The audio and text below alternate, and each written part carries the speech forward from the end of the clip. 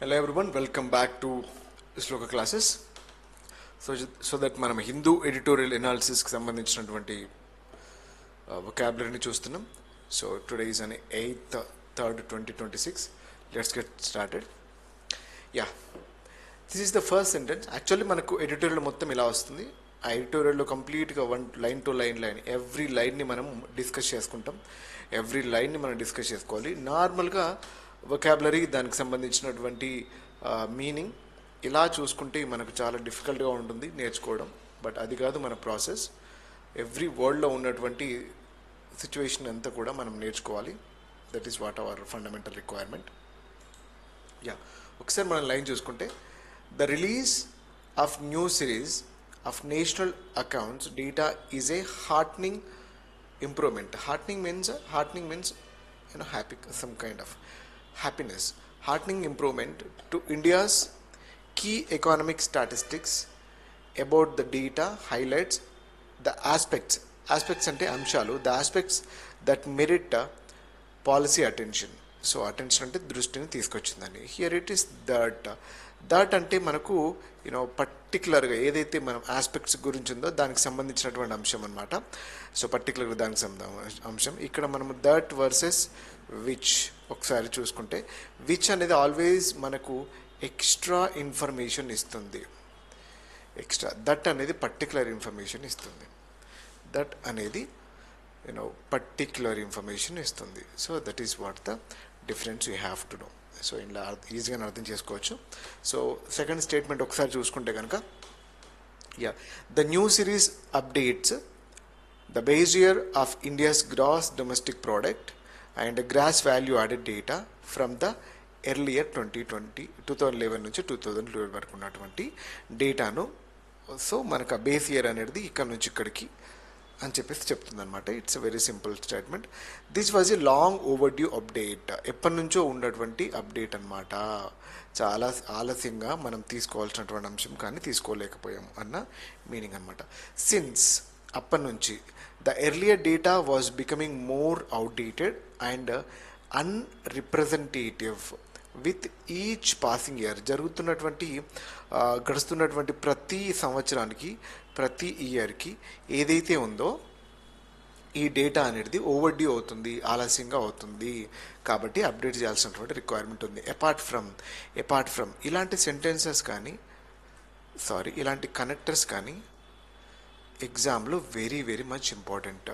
Apart from ఇట్లాంటి వాటిని మనకు ఒక సెంటెన్సెస్ని కనెక్ట్ చేస్తుంది అనమాట. 2 సెంటెన్సెస్ని అండ్ 3 సెంటెన్సెస్ని కనెక్ట్ చేస్తూ ఉంటుంది. అలాంటి ఎగ్జాంపుల్స్ మనకు అపార్ట్ ఫ్రమ్ కానీ అండ్ దో కానీ, యా, మనం ఎప్పుడు చెప్తూ ఉంటాము all though and instead of and despite, నెవర్త్లెస్, చాలా ఉంటాయి. మనం ఈ కనెక్టర్స్ మనకి మేజర్గా బ్యాంకింగ్లో సెంటెన్స్ రీఅరేంజ్మెంట్లో కానీ, లేకపోతే ఎస్ఎస్సి ఎగ్జామినేషన్స్లో మనకి స్టాఫ్ సెలెక్షన్ కమిషన్స్లో మనకు రాంగ్గా చూజ్ చేసుకున్నటువంటి కనెక్టర్స్ చూజ్ చేసుకోమని కానీ ఇలాంటివి చెప్తూ ఉంటాయి అన్నమాట. So that is what very very very much important.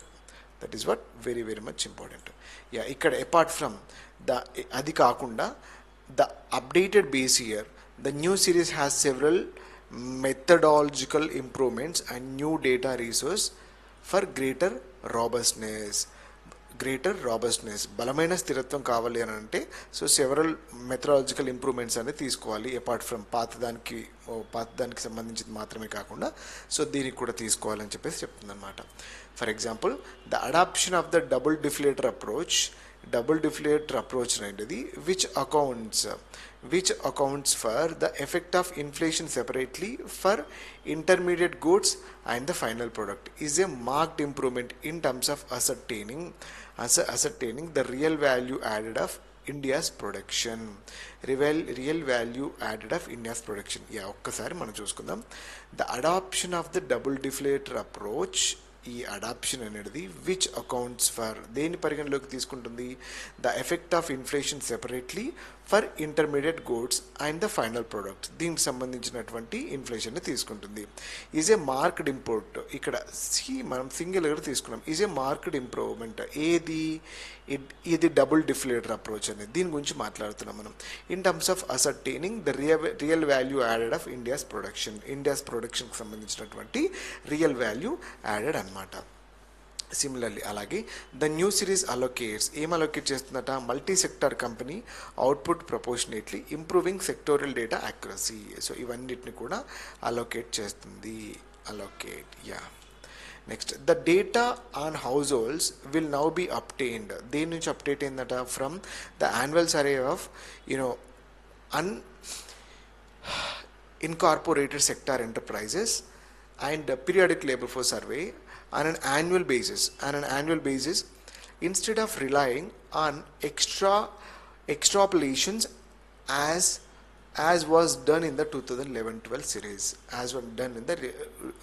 so ఒకసారి చూసుకుందాం. the data on households will now be obtained from ఇక్కడ నుంచి అప్డేట్ అయిందట, ఇక్కడ నుంచి అండ్ ఇక్కడ నుంచి అనే annual basis ఇన్స్టెడ్ ఆఫ్ దేనికి సంబంధించి కాకుండా relying on extrapolations as done in 2011-12లో అయినటువంటి ఇన్ఫర్మేషన్ నుంచి కాకుండా ఇన్స్టెడ్ ఆఫ్ అంటే మీనింగ్ ఏంటి అంటే ఇది కాకుండా అన్న మీనింగ్ వస్తుంది. ఇది కాకుండా ఈ రెండిటి మీద డిపెండ్ అయిందని చెప్తుంది అనమాట. నెక్స్ట్ నోటబ్లీ చేయాలి, మనం ఏం గమనించాలి, the goods and services tax a gold mine of consumer data will be used in the న్యూ సిరీస్లో యూజ్ చేస్తారు అని చెప్తుంది. The new series will also include new sources and methods of estimation for sectors that have historically been difficult to quantify, such as agriculture sector and the vast information sector. The new series will also include new sources, and methods of estimation, దేని కోసం, for sectors that have historically, ఈ sectors గురించి that have అంటే sectors have historically been difficult to quantify చేయడంలో డిఫికల్ట్గా ఉంది, such as the agriculture sector and the vast information sector. మనకు sentence అనేది ఎప్పుడు కూడా ఒక లాంగ్ సెంటెన్సెస్ ఇంటర్ కనెక్టివిటీలో ఉంటాయి. సో దీన్ని మీరు బాగా అబ్జర్వ్ చేయాలి. ఇక్కడ చూడండి, the new series will also include new sources and methods of estimation for sectors that అనేది దేన్ని సూచిస్తుంది, ఫర్ అనేది దేనికోసము, అండ్ అనేది దేన్నిటిని కంబైన్ చేస్తుంది. సో ఇవన్నిటిని మనం కనెక్ట్ చేసుకుంటూ ఒక రకమైనటువంటి లాంగ్ పారాగ్రాఫ్ని తీసుకుంటాం. So that paragraph is very very important. అందులో ఆ పారాగ్రాఫ్లో ఏముంటుంది, మనకు ఇంటర్ కనెక్టివిటీ ఉంటుంది, ప్రిపోజిషన్స్ ఉంటాయి, అండ్ గ్రామర్ ఉంటుంది. సో ఇవన్నిటిని కూడా ఒక ఫామ్గా స్ట్రక్చర్ వేసుకుంటూ మనకు కావాల్సినటువంటి ఇన్ఫర్మేషన్ని మనం పాస్ చేస్తాము. ఆల్ ఆఫ్ దీస్ ఇవన్నీ కూడా should yield A more accurate picture of India's economic size and growth. ఇవన్నీ మెథడ్స్ కూడా, ఆల్ ఆఫ్ దీస్ ఇలాంటి అన్ని మెథడ్స్ కూడా ఈల్డ్ చేస్తుందంట. ఈల్డ్ అంటే రిజల్ట్స్ తీసుకురావడం కానీ, సంథింగ్ ఇవ్వడం కానీ, రిజల్టెంట్ కానీ, ఇలా అనమాట. ఇక్కడ మనకు కోర్స్ మీనింగ్ చూసుకోవచ్చు. More picture of India's economic size and growth. Next the new series ప్రెడిక్ట్స్ అంటే మనకు అంచనా వేయడం.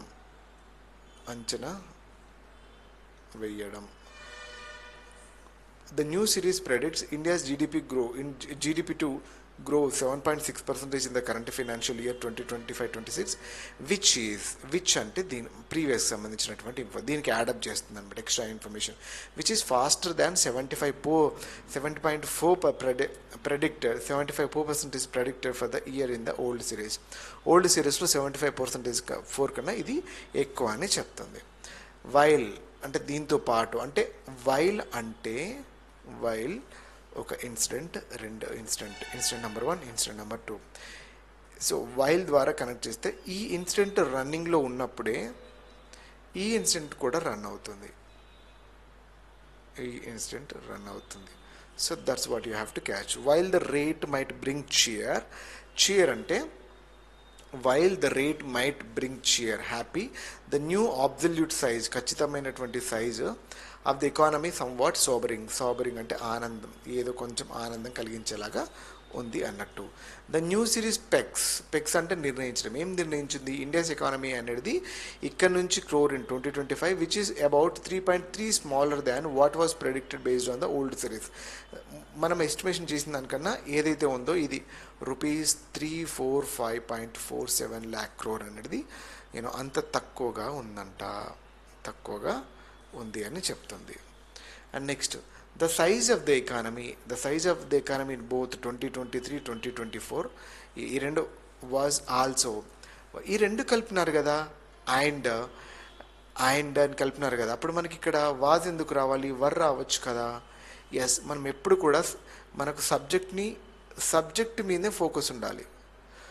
వర్బ్ కానీ అండ్ హెల్పింగ్ వర్బ్ కానీ తీసుకునేటప్పుడు సబ్జెక్ట్ మీద ఫోకస్ చేయాలి. ఇక్కడ సబ్జెక్ట్ ఏంది? Size of the economy.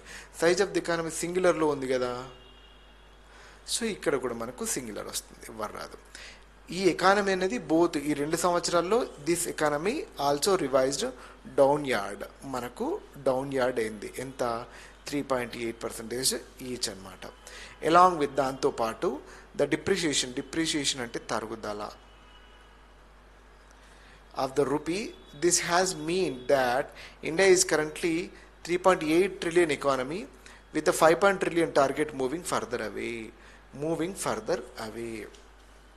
The smaller economic size also means the center's various commitments to lower the fiscal deficit and debt ratios that are pegged to nominal GDP also become that much tougher to achieve. Yeah, ఇక్కడ చూద్దాం ఒకసారి. Smaller economic size also means, దాని meaning ఏంటంటే means the centre's various commitments, ఏవైతే commitments ఉన్నాయో centre's యొక్క commitments, government యొక్క commitments to lower the fiscal deficit and ఆర్థిక లోటును తగ్గించాలి. Ratios that are peg to nominal GDP, అది నామినల్ జీడిపిని సూచిస్తుంది. Also become the much tougher to achieve అన్నమాట. నెక్స్ట్ దట్ సేడ్ ఏం చెప్తుంది? దట్ అంటే ఇంతకు ముందు, దట్ కన్నా ముందు ఉందన్నమాట. ఈ ఇన్ఫర్మేషన్ ఇక్కడ ఇది సబ్జెక్ట్ అనుకోండి, దీని తర్వాత దట్ వచ్చిందంటే ఇది ఎప్పుడు కూడా దట్ సబ్జెక్ట్ని సూచిస్తుంది. దానికన్నా ఈ సబ్జెక్టుకు ఉన్నటువంటి మెయిన్ ఇన్ఫర్మేషన్ని ఇస్తుందన్నమాట. ఒకవేళ ఇక్కడ సబ్జెక్ట్ ఉండి ఇక్కడ విచ్ వచ్చిందనుకో, ఇది కూడా సబ్జెక్ట్ని సూచిస్తుంది, కానీ విచ్ తర్వాత వచ్చే ఇన్ఫర్మేషన్ అనేది ఎక్స్ట్రా ఇన్ఫర్మేషన్. సో ఎక్స్ట్రా ఇన్ఫర్మేషన్కి ఎప్పుడు కూడా ఏం వాడాలి? ఎక్స్ట్రా ఇన్ఫర్మేషన్కి ఎప్పుడు కూడా విచ్ రావాలి. అదే దట్ ఎప్పుడు వాడాలి? దట్ అనేది యాక్చువల్ ఇన్ఫర్మేషన్కి వాడాలి. Yeah, that said, it is better to realign targets based on more accurate data than to blithely అంటే నిర్లక్ష్యంగా blithely ahead with decade old metrics. ఒక్కసారి సెంటెన్స్ బాగా అర్థం చేసుకోండి, కొంచెం టఫర్గా ఉంటుంది. మేజర్గా ఇలాంటి సెంటెన్సెస్ అన్నీ కూడా మనకు మేజర్లీ ఇలాంటి సెంటెన్సెస్ అన్నీ కూడా మనకి ఎక్కడ వస్తాయనంటే ఎస్బీఐ లాంటి వాటిలో కానీ, ఇప్పుడు మనకు పడ్డటువంటి నోటిఫికేషన్ హెచ్పిసిఎల్ కానీ, గేట్కి సంబంధించినటువంటి ఎగ్జామ్స్ కానీ, అండ్ క్యాట్కి సంబంధించినటువంటి ఎగ్జామ్స్ కానీ, and IBPS and PO mains కానీ, సో ఇట్లాంటి వాటిల్లో మనకు ఎల్ఐసి మెయిన్స్ కానీ, సో ఇలాంటి ఎగ్జామ్స్లో మనకు దిస్ కైండ్ ఆఫ్ లాంగ్వేజ్ ఉంటుంది. ఒకసారి చూడండి. That side it is better to realign అంటే మళ్ళీ సవరించడం. It better to realign targets based on more accurate data than to blithely force ahead with decade old metrics ప్రకారం నిర్లక్ష్యంగా ఓల్డ్ మెట్రిక్ ప్రకారం వెళ్ళడం కన్నా మోర్ యాక్యురేట్ డేటా తోటి బెటర్గా రియలైన్ మళ్ళీ సవరించడం అనేది బెటరు అనేది చెప్తుంది అనమాట. So that is what today's editorial. And one more thing I'm gonna tell you ఏంటి అంటే, నేను ఖచ్చితంగా చెప్పేది అగైన్ అండ్ అగైన్. సో ఎవరైతే మెయిన్లీ బ్యాంక్ ఎగ్జామ్స్కి అండ్ ఎస్ఎస్సి, మేజర్లీ బ్యాంక్ ఎగ్జామ్స్కి and followed by SSC and followed by నార్మల్గా UPSC and other ఎగ్జామ్స్కి ప్రిపేర్ అయ్యేవాళ్ళు ఇంగ్లీష్ అనేది రీడింగ్ ద్వారా ఇంప్రూవ్ చేసుకోండి. Reading and apply,